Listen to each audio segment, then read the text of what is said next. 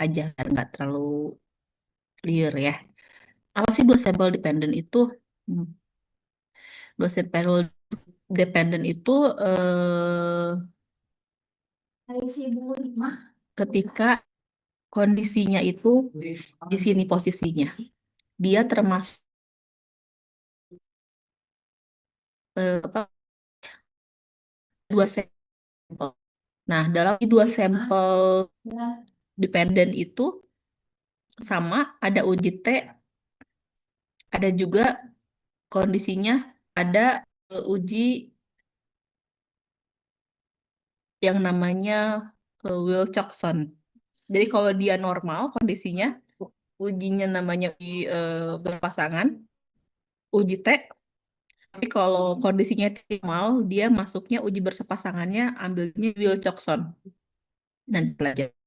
Nah, jadi dua sampel itu, nanti ini dia ada yang uji dua sampel yang dependent, ada yang uji dua sampel independent. Tapi yang kita akan pelajari hari ini yang dependent. Dependent itu kalau normal dia pakai uji T, kalau nggak normal dia pakai uji Wilcoxon. Kalau yang kemarin uji satu pihak kan, kalau normal dia uji T, kalau nggak normal dia ujinya rantai, run test namanya. Tapi kalau di sini ujinya normal di T, kalau nggak normal mah Wilcoxon namanya. Nah, ini diartikan sebuah dengan yang sama. Nah, perlakuan atau pengukuran beda. Sebelum atau sesudah treatment. Jadi kalau misalkan kita mau menguji sebelum dan sesudah pembelajaran. Jadi kita misalkan ngajar dulu, tes dulu di awal, kemudian kita kasih treatment, kasih pembelajaran dengan apa, terus di akhir kita kasih tes.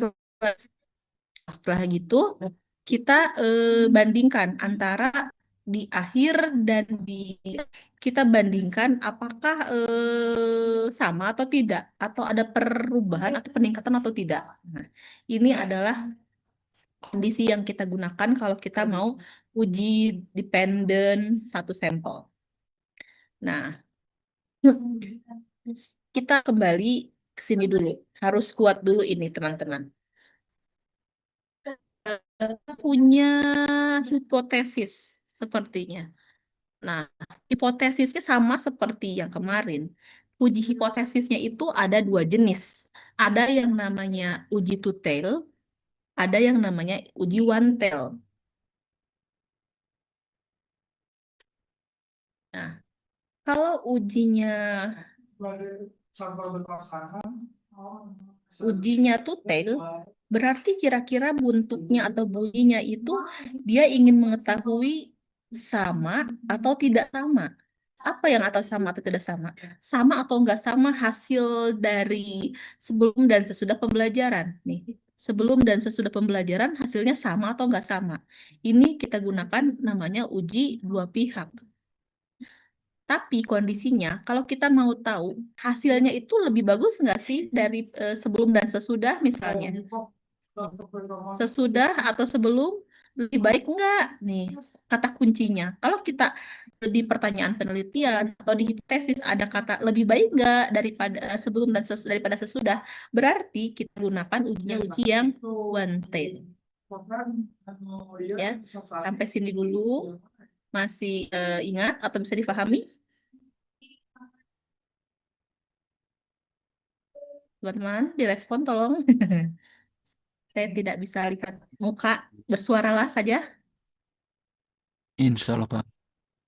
Nah, tidak. Jadi jangan sampai salah, keliru ambil uji atau uji hipotesis atau rumusan hipotesisnya. Nah, selanjutnya contohnya seperti ini. Ini saya kayaknya nggak akan buka SPSS ya, dari PPT aja. Mudah-mudahan bisa dipahami. Misalkan contoh soalnya seorang peneliti ingin mengetahui efektivitas pengaruh strategi reak strategi reak ini sebuah model pembelajaran terhadap prestasi belajar siswa SMP di Kota Cimahi.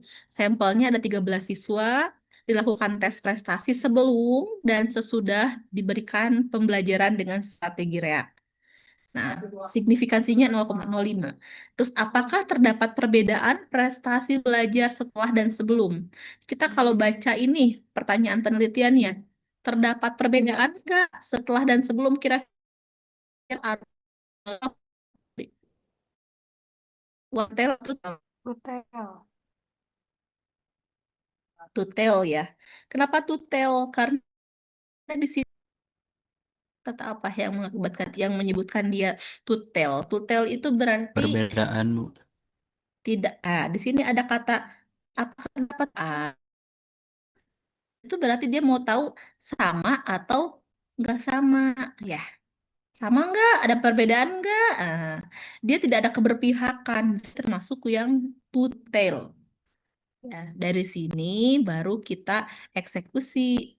Mau diapain nih data yang kita punya? Di sini kita punya datanya ada pretest, ada posttest. Jadi kita kasih ke sebanyak 13 orang siswa tes di awal. Ini tes pretest itu tes awal. Terus dikasih pembelajaran, ya, dikasih pembelajaran di akhir kita kasih soal yang sama, yaitu post test. Nah, jadi kita punya dua skor. Untuk siswa pertama kita punya dua skor, skor pretest dan skor post test. Sampai siswa ke-13 kita punya dua skor. Skor pretest anak ke-13 dan post test anak ke-13. Ya, begitu kita seperti biasa input ke dalam SPSS. Biar nggak bingung, saya nggak akan buka SPSS ya, di sini dulu aja. Kita input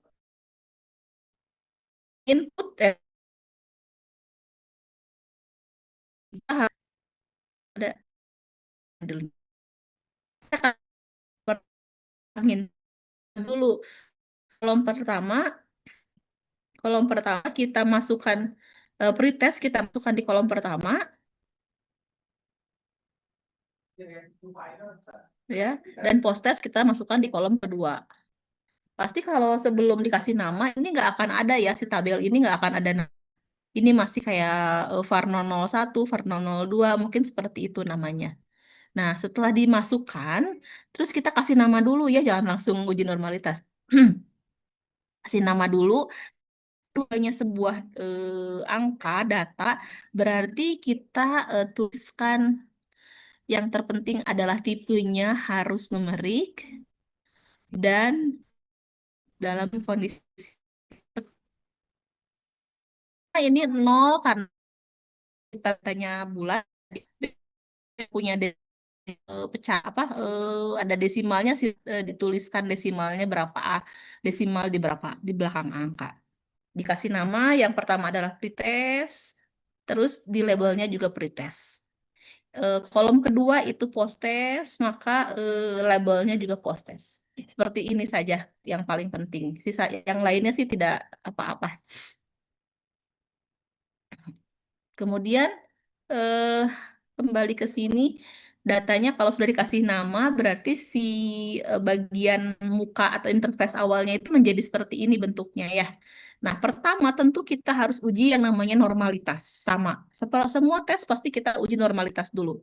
Untuk menguji normalitas, seperti biasa kita tinggal klik analyze, kemudian kita statistik deskriptif dan pilihlah yang explore. Nah, setelah itu nanti akan keluar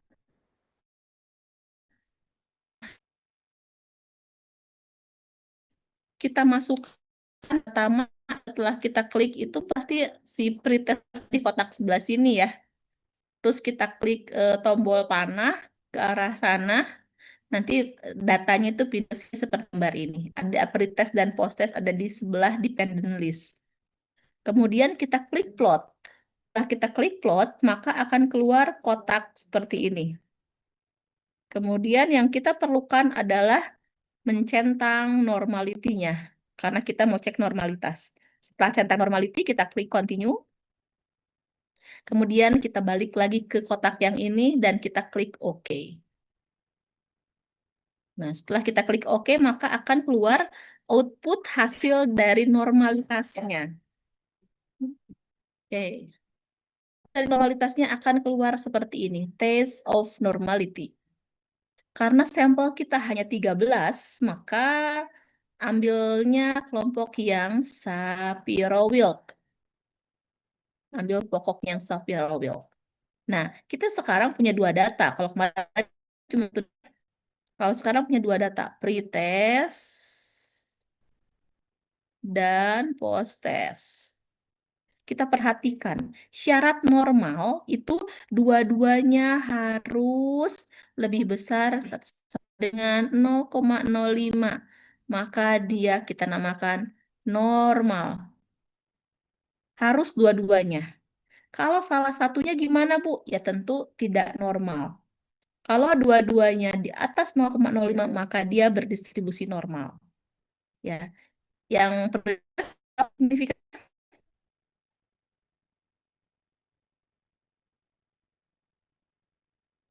0,34.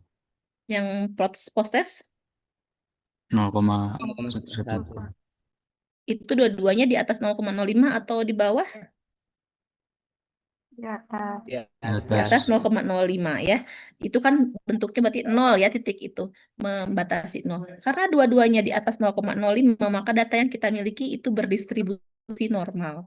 Nah, setelah kita tahu data kita berdistribusi normal, baru kita boleh menguji dengan uji T ya. Nah, sama uji T-nya mah, tapi uji T-nya jenisnya beda. Kalau kemarin kan uji one sample t-test, kalau ini beda ya. Tapi sama-sama uji T. Nah, nah ini. Kalau sekarang tesnya adalah pair sample t-test. Kalau kemarin kan yang kita pelajaran pertama ini ya, one sample test ya. Nah, kalau sekarang yang bagian ini. Pertama klik analyze lagi, pilih compare means, dan kita pilih kalau yang dua sampel dependent ini pair sample test. Setelah kita klik pair sample test, kemudian akan keluar kotak lagi seperti ini. Nah, kini ada dua. Yang pretest kita masukkan ke variabel satu. Bagaimana caranya? Kita blok dulu, kita klik yang pretest, kita klik panah, maka akan pindah ke angka satu. Kemudian kita pindahkan blok yang posttest, kita klik lagi panah, maka dia akan pindah ke variabel kedua. Nah, jadi gambarnya jadi kayak begini ya. Jadi pada pindah di kanan, di kiri kanan. Setelah itu apalagi yang harus kita perhatikan? Yang harus kita perhatikan, sebenarnya dicek dulu optionnya. Nanti apakah 95% enggak. Kalau sudah 95% berarti sudah benar. 95% sudah benar ya. Karena tadi kan kita alfanya 0,05. Kalau alfanya 0,05 berarti tingkat kepercayaan kita dalam penelitian ini 95% artinya. Dari itu kita enter lagi. Setelah kita pilih masukkan, kita klik. Nah ini ya, kita pilih 95% di optionnya. Karena ada yang 99% mungkin. Tapi kalau tadi kita soalnya kan alfa 0,05. Kalau alfa 0,05 berarti tingkat kepercayaannya adalah 95%. Kalau alfa 0,01 berarti tingkat kepercayaannya 99%. Kalau kita punya riset pendidikan biasanya alfanya ada di 0,05. Alfa itu adalah derajat kesalahan atau peluang kesalahan yang terjadi gitu. Jadi kan kita kalau mau melakukan penelitian ambil data tidak pasti ada errornya gitu, ada human error dan kita toleransi kesalahan kita itu ada di 5%. Tapi kalau kita risetnya tentang kesehatan, tentang kedokteran gitu ya, yang berkaitan dengan kemanusiaan, biasanya tingkat kesalahannya itu di atas. Nah, jadi kalau misalkan kita riset tentang kesehatan di sini si kepercayaannya harus 99%. Tapi kalau kita boleh di 95% untuk riset pendidikan karena berkaitan dengan tingkah laku manusia, jadi banyak sekali eh, peluang errornya. Nah, setelah kita klik continue dan oke, maka akan keluar output dari t-test yang kita butuhkan. Apa yang akan kita perhatikan? Sebentar. Oh, di sini tidak ada, bukan di output satu ya. Bentar. Maka akan keluar, nah ini. Kita butuh signifikan lagi. Tadi kita teh mau tahu apa sih lupa? sama atau tidak sama atau sama dengan ada perbedaan atau tidak ya? Ya Ibu, perbedaan. Berarti kalau perbedaan kita hanya langsung kita bisa langsung gunakan yang tutel ini ya. Kita tinggal pakai yang tutel ini. Berarti sama seperti yang kemarin. Kalau kita punya hak hipotesisnya itu h nolnya itu tadi apa ya lupa saya. Mu 1 sama dengan mu 2. H1-nya atau HA-nya mu 1 tidak sama dengan mu 2. Artinya ini kalau yang H0 pretest sama dengan posttest, kalau HA pretest tidak sama dengan posttest. Ya, ini bahasa atau simbol statistiknya boleh nulis kayak begini. Syaratnya sama. Syaratnya jika signifikansi lebih besar sama dengan 0,05, maka H0 diterima. Bagaimana dengan kondisi yang kita punya? Kita punya signifikansinya 0,002, maka dia lebih kecil atau lebih besar dari 0,05? Kecil. Kecil. Kecil. Berarti H0-nya diterima apa ditolak? Ditolak. H0-nya ditolak, teman-teman. Kalau H0 ditolak, berarti apa yang diterima? H1. H1 atau HA. Berarti kita bisa simpulkan terdapat perbedaan. Atau nggak sama ya terdapat perbedaan teh. Terdapat perbedaan rata-rata hasil belajar pretest dan posttest atau sebelum dan sesudah pembelajaran. Tuh teman-teman. Sangat mudah. Paham semuanya? Sedikit-sedikit. Menurut tanya Bu, berarti Boleh? yang kalau yang dua ini itu berarti nggak peduli lebih baik atau lebih nggak lebih atau kurang baiknya, yang penting ya, yang dites. Kalau Gimana kalau tuh? nanti ya kan di skripsi atau di proposal nanti Hmm. eh, kan pakai uji yang dua tes ini misalkan. Mm-mm. Jadi nggak usah dijelasin bahwa nilainya itu lebih baik lebih enggaknya. Yang penting berbeda aja dijelasin gitu. Iya, Gitu ya. tergantung kamu mau apa ujinya. Kalau kamu pengen taunya sama atau nggak sama, ya cukup yang tadi. Tapi kalau mau taunya Ya. baik nggak gitu. Kalau baik enggaknya berarti kamu pakai ujinya uji satu pihak. Oh, iya. Mm-mm. Makasih Bu. Oke, yang lain sudah bisa dipahami atau ada yang mau bertanya sebelum saya mau maju lagi?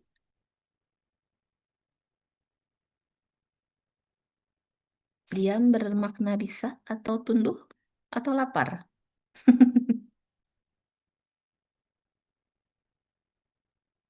Direspon atau udah saya tinggal sendirian.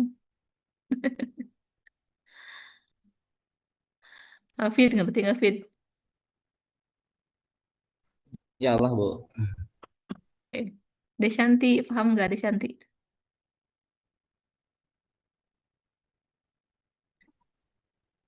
Iya, Bu.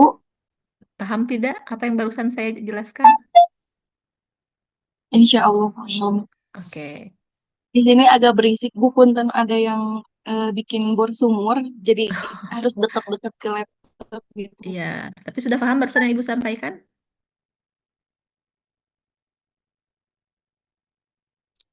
Insya Allah paham untuk Oke. penggunaan SPS-nya. Cuma kadang suka pas penarikan kesimpulan teh suka pas berdasarkannya teh. Jadi ini teh Heeh. kesimpulannya di mana gitu. Kadang masih perlu baca-baca gitu. Oh, oke. Teh Devi, ini Teh Devi ditutup kameranya. Ada nggak Teh Devi di tempat? Gimana Teh Devi hilang? Ada, Bu. Ya, paham Teh Devi yang Ibu sampaikan? Paham. Oke. Oke. Saya lanjutkan sekarang berarti ke yang apa namanya? Yang kalau kondisinya nggak normal ya. Tadi ada. Oke. Yang ini untuk yang normal. Sekarang bagaimana kondisinya kalau tidak normal kita lihat. Nah, kalau yang tidak normal bagaimana? Misalkan kita punya mana contohnya? Nah, kita punya data hasil belajar matematika siswa dengan menggunakan metode pembelajaran NHT. Nah, kita mau ngetahuin ada perbedaan nggak sama nih? Ada perbedaan nggak antara sesudah dan sebelum atau antara post-test dan pretest mereka? Pertama, kita punya rumusan masalahnya, terdapat perbedaan atau tidak terdapat perbedaan. Kalau terdapat perbedaan itu berarti, sorry, terdapat perbedaan itu berarti kebalik ya. Harusnya kalau Hano itu sama, berarti tidak terdapat perbedaan. Ini kebalik ini ya bunyinya. Kalau Hano tidak terdapat perbedaan, kalau Hano asat HA-nya baru terdapat perbedaan. Nanti saya perbaiki dulu ininya. Nah, pertama seperti biasa kita masukkan dulu untuk nilai pretest di kolom pertama, copy paste langsung bread. Yang post test di kolom kedua bread. Itu seperti biasa dia nggak punya nama ya. Kita tentu harus kasih nama dulu di bagian variable view. Variable view ini kita kasih nama dulu. Namanya apa?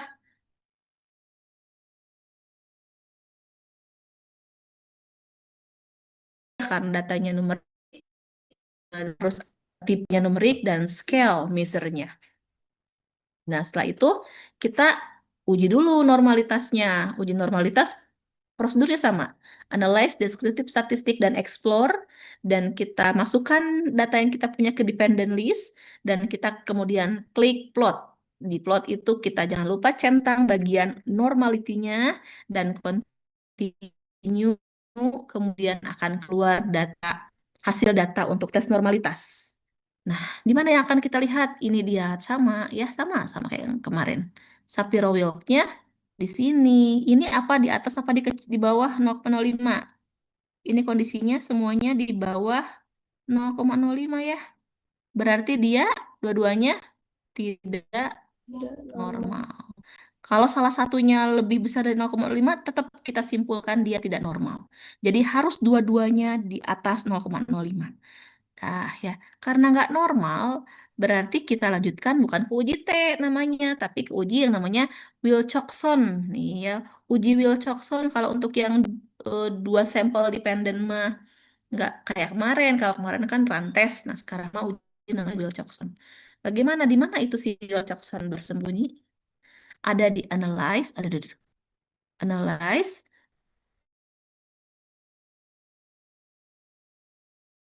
related sample. Kok nggak Wilcoxon langsung ya namanya? Karena di sini di itu related sample ini ada beberapa pilihan yang bisa kita klik gitu ya. Nah, tipenya tapi kita hanya membutuhkan yang Wilcoxon. Jadi yang di checklistnya bagian yang Wilcoxon saja. Seperti biasa si pretest dimasukkan ke dalam variabel 1 dan kita masukkan ke dalam variabel 2 dan kita centang Wilcoxonnya. Udah gitu kita tinggal klik oke saja. Mana yang keluar? Oh, ini ya. Tesnya yang keluar ini di bagian signifikansi ini. Bagaimana cara membaca hasilnya? Nah, di PPT ini udah lengkap. Di error. Next ya. Hehehe, thank you. Nah, hasilnya adalah 0,00. 0,00 ini di bawah apa di atas 0,05 ya? Di bawah. Di bawah. Di bawah, Bu. Bawah. Kalau di bawah berarti Hanol diterima apa ditolak? Ditolak. Nah, Tolak. Oke, berarti ya Hanol ditolak berarti dia kan H0 itu mu 1 sama dengan mu 2. H1 atau HA-nya mu 1 tidak sama dengan mu 2. Karena H0 ditolak berarti HA lah yang diterima. Artinya terdapat perbedaan hasil belajar siswa sebelum dan sesudah. Ini kita, saya paham apa yang tadi ditanyakan Raihan itu. Kalau dia tidak terdapat, karena terdapat perbedaan, apakah perlu diketahui, apakah perlu dicari mana yang lebih besar atau lebih kecil gitu ya Raihan, itu mungkin pertanyaan Raihan ya. Ya Bu, apakah perlu dijelasin lagi gitu enggak gitu? Eh, Kalau itu sih kita karena kebutuhannya kita hanya mau tahu nggak sama aja, tidak tidak perlu dicari mana yang lebih gedenya. Tapi kalau kamu ingin cenderung mau tahu mana yang lebih baik, ya langsung aja pakainya yang one tail aja kalau gitu. Nggak usah yang dua pihak ini. Ini mah hanya biasanya sih cuman mau tahu aja sama apa nggak sama. Ketika nggak sama, apakah perlu uji lanjutan? Nggak perlu. Udah aja karena kebutuhan kita hanya mau tahu sama atau nggak sama. Kalau mau tahu mana yang lebih bagus, ya pakainya yang uji yang one tail. Ketika dia lebih kalau yang one tail, berarti kamu sudah tahu bahwa hasilnya lebih besar si post test itu gitu ya. Seperti ini mudah ya. Yang bingung adalah alurnya saja, yang berbeda bukan bingung. Ya nanti saya pikir eh, tidak perlu tidak perlu hafal sih menurut saya. Yang penting teman-teman paham kapan ketika apa menggunakan one sample, situasi apa yang menggunakan dua sampel dependent, dan nanti ada dua sampel independent, bagian mana atau di mana teman-teman bisa menggunakan itu semua. Bukan hafal bagaimana sintaknya. Kalau kita udah kebiasaan gunain, biasanya jadi hafal juga gitu ya sisi tahap-tahapnya. Tapi yang paling utama menurut saya adalah eh, teman-teman bisa memilih dan menganalisis statistik mana yang bisa digunakan untuk teman-teman punya kasus gitu. Dan bisa menginterpretasinya. Kalau nggak bisa interpretasi, cuma ya udah pakai alur statistik begitu begitu gitu, tapi ternyata pas di akhir nggak bisa nyimpulin ya percuma juga gitu. Oke, pertemuannya sudah selesai. Ternyata cukup dihabiskan hanya 45 menit. Apakah sudah dipahami? Ya Allah, Insya Allah bisa. Alhamdulillah, mantap deh kalau begitu. Nanti mungkin Teh Eva biasa record, bisa ditonton ulang ya. Di-share mungkin hasil recordingnya biar teman-teman juga bisa belajar ulang. Saya nggak apa-apa nggak usah buka SPSS ya, atau perlu praktik kayaknya nggak apa-apa nggak juga ya. Tadi udah jelas kok ya. Teman-teman giliran cobain nanti di SPSS masing-masing. Teh Eva-nya kayaknya sedang tidak di meja ya. Oke, kalau begitu ada pertanyaan dulu atau tidak? Atau sudah cukup Ibu paham? izin bertanya. Boleh? Ibu jadi ini teh kesimpulan teh kalau misalnya ada dua sampel yang tidak mix apa tadi teh? Mix Wilcoxon, Wilcoxon. Wilcoxon. Ya, Wilcoxon. Nah, kalau misalnya ya, dua sampel yang normal berarti kita menggunakannya uji uji T T. yang dependen. Uji T yang dependen. Betul. Ya. Lalu Ibu yang ini eh yang di halaman 12 itu Mm-mm. ada penyelesaian menggunakan PSS. Kenapa Ibu yang Mm-mm. menggunakannya Sapiro Wheel? Sapiro Walk. Kenapa pakai Sapiro Wilk ya? Karena sampelnya di bawah 30 teh. Jadi kalau kita punya sampel banyak besar di atas 30, pakainya yang Kolmogorov, yang kotak yang sebelah kirinya. Tapi kalau sampel kita di bawah 30, kita gunakan yang Sapiro Wilk. Yang 30 yang mana, Dek? Sampel, Dek. jumlah sampel, Oh, jumlah siswa. ini Tadi 13 ya, Bu? 13, karena di bawah 30, makanya kita pakai Sapiro Wilk. Di atas 30, kita pakainya yang Kolmogorov. Baik, Ibu. Terima kasih banyak. Nah, nanti dicoba ya sama teman-teman semua. Dicoba ini praktekin. Oke, sudah? Tidak ada boleh dibuka nggak kameranya sebentar? Ini sening sekali, tidak seperti tidak ada orang. Saya mau ambil dokumentasi juga.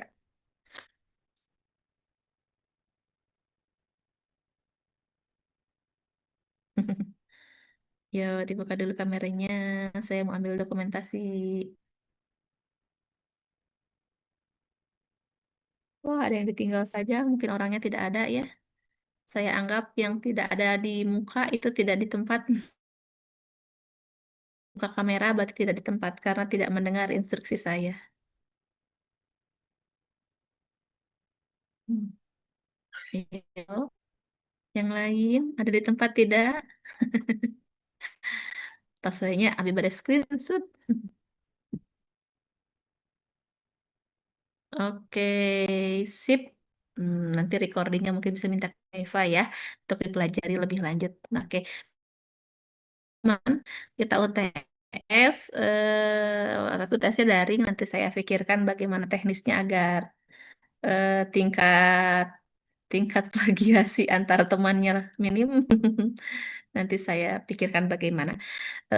Apa namanya, one sample dan two sample dependent ini silahkan dipelajari ya. Dari awal lah ya kita silakan dipelajari. Nanti minggu depan kita UTS-nya secara daring. Mungkin kalau tidak ada pertanyaan saya cukupkan sekian teman-teman semua karena alhamdulillah sudah bisa difahami apa yang saya sampaikan dan tinggal di latihan praktik aja ya. Terima kasih lagi. Mohon maaf tadi pagi tidak bisa hadir, digeser ke siang. Terima kasih. Assalamualaikum warahmatullahi wabarakatuh. Waalaikumsalam Waalaikumsalam warahmatullahi Terima wabarakatuh. kasih, Bu. Waalaikumsalam warahmatullahi wabarakatuh. Eh,